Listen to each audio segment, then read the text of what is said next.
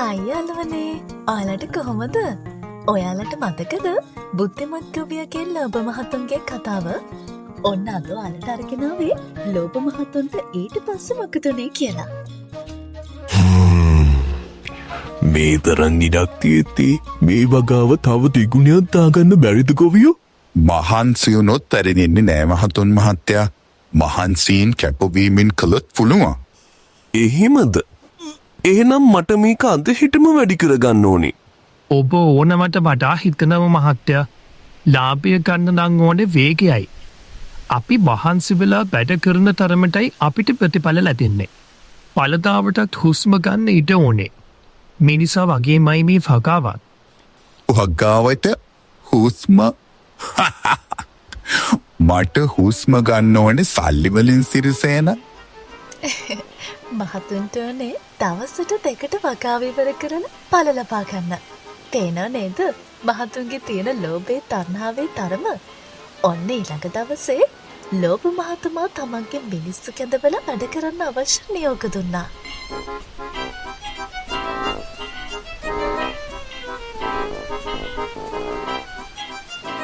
සේවකෙනි, තව වතුර දාන්න, තව පෝර දාන්න.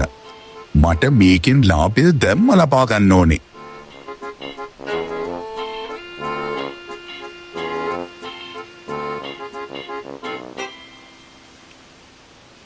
මේ මහතුන් නම් පාඩමක් ඉගෙන ගන්න නැති පාටයි. ලෝභයයි තණ්හාවයි නිසා අහන්නෙම නැහැ. ඒක ඉගෙන ගන්නේ ආයි වතාවක් අහිමි වුණාම තමයි.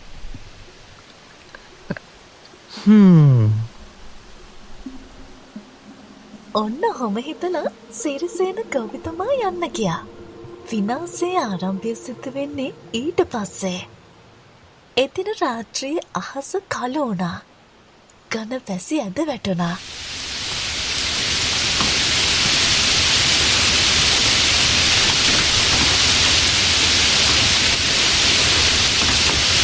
ලෝභ මහතුන් දුවගෙන ආවා.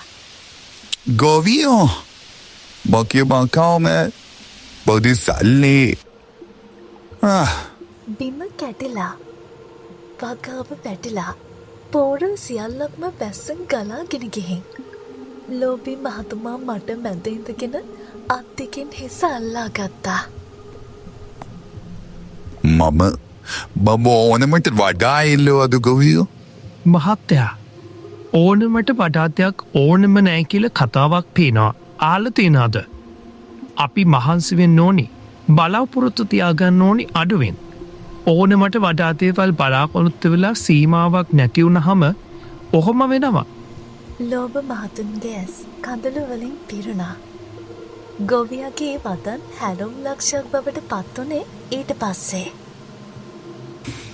ඉතින් මට දැන් මොනවද කරන්නට ඉන්නේ? ගොවිය හිනාවක් දාගත්තා. අහසේ මීදුම මැදින් හිරු රැස් ටිකක් වැටුණා. නැවත පටන් ගන්න. හැබැයි ලෝභයෙන් නෙවෙයි, බුද්ධියෙන්. ලෝභය කියන්නේ අද ලාභය පෙන්වන වංචාකාරයෙක්. බුද්ධිය කියන්නේ හෙට සාර්ථකත්වයට අත්පත් කරන මිතුරෙක්. වැස්සෙන් පස්සේ වගා බිම මත තවමත් මීදුම පාවෙමින් තිබුණා. මම සල්ලි පස්සෙම දුවත්ති ජීවිතයේ අගය මට නොපෙනුණා.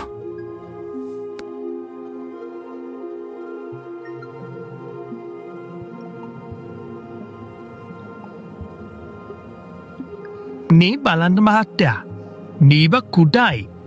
ඒත් නිවැරදි දෙලාවට විවැරදි තරමට රැකබලාගත්තොත් මේ වකින් ලොකු පල ලැබෙනවා. මේ වතාවේ මම ඉක්මං වෙන්නේ නෑ සිරිසේන. මට ඉගෙන ගන්න දෙන්න. ගොවියා හිස නමා එක ගුණා. මහතුන් නැවත වගා කරන්න පටන් ගත්තා. දවස් ගියා, සති ගියා. ලෝභී මහතුමා දැන් කෑගහන මහත්තයා නන් නෙවෙයි. උදේ ඉක්මනට නැගිටිනවා, වගාවට වතුර දානවා, මඩට අද්දාල වැඩ කරනවා. ළඟින් යන මිනිස්සුත් පුදුම වෙලා බලාගෙන හිටියා.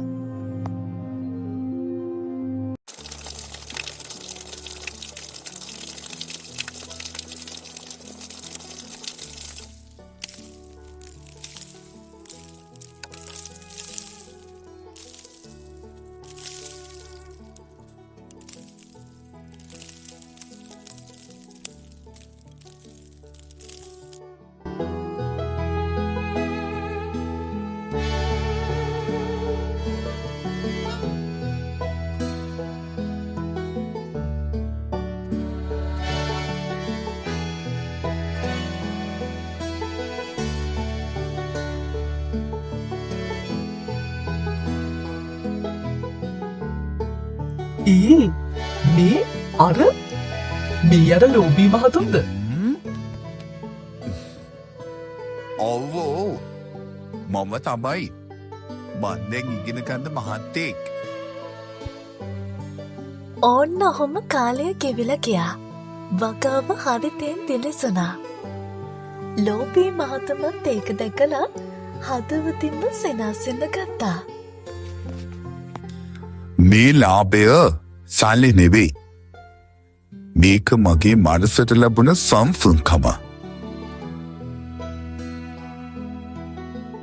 ලාභය හරි වෙලාවට එනව මහත්තයා. ඒත් හදවත සංසුන්නක් ඒක තමයි ලොකුම සම්පත.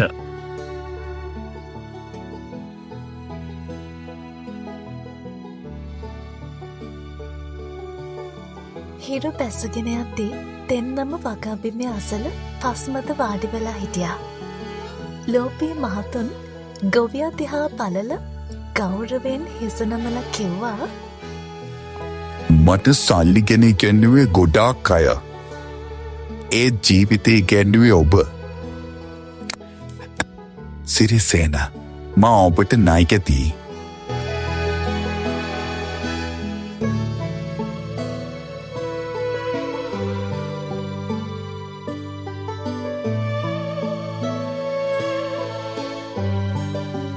ලෝපයෙන් ගත්තේ කාලයත් සමග නැතිවෙයි. බුද්ධියෙන් රැකගත්තේ සදාකාලික වේ.